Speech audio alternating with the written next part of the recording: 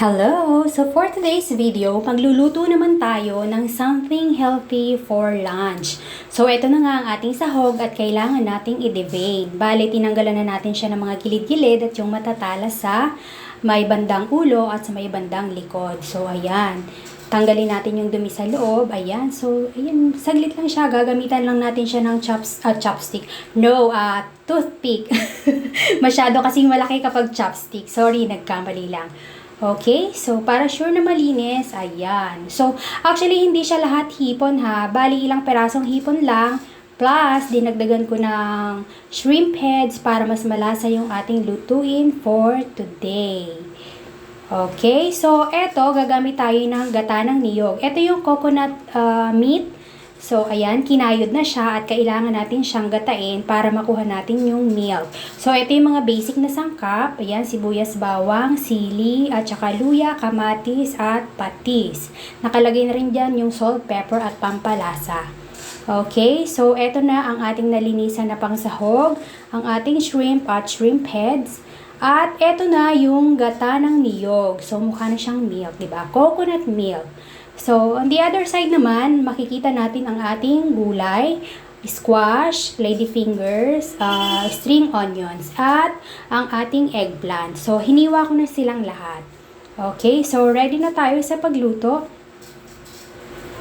Okay, so eto na ang ating kawali. Ayan, kasirola, kung ano man ang tawag nyo dyan.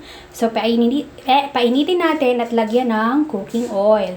So, usually, hindi naman talaga nilalagyan o ginigisa pa yung ginataang gulay or pakbet.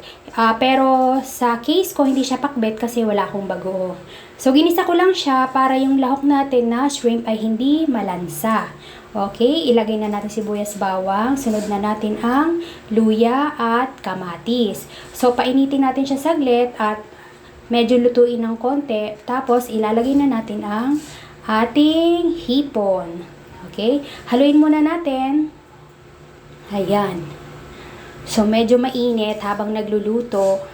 Dito pa naman sa bahay, nasira yung exhaust fan ko sa kitchen. Kaya, parang medyo nahihingal ako. Okay, so lagay natin ang ating hipon. Ayan.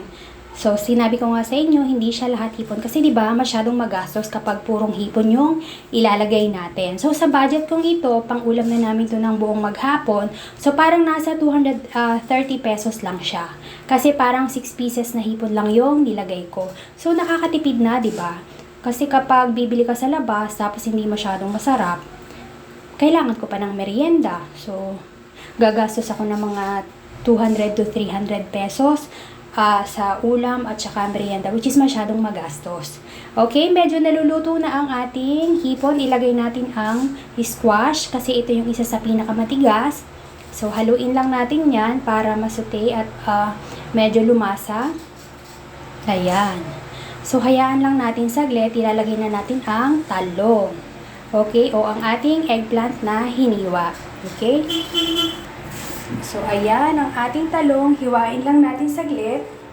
Ilagay natin ang sili, sangkap, pampalasa. Actually, nilagay ko na rin yung fish sauce. Hindi ko na nga lang naipakita. So, ayan. Tapos, ang next na ilalagay natin ay, hulaan nyo, gata ng niyog. Okay? So, yung sili andyan na rin para pag tinakpan natin yan, mabango. Okay? So, waiting lang tayo hanggang sa kumulo. Okay? Kumukulo na siya. Nilagay ko na yung okra.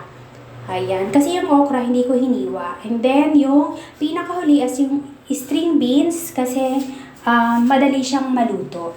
Ayan. So, eto na siya. Ayan. So, mukhang social siyang tingnan kasi kapag may hipon, di ba, mukhang mahal. Okay, so let's eat lunch and thank you for watching!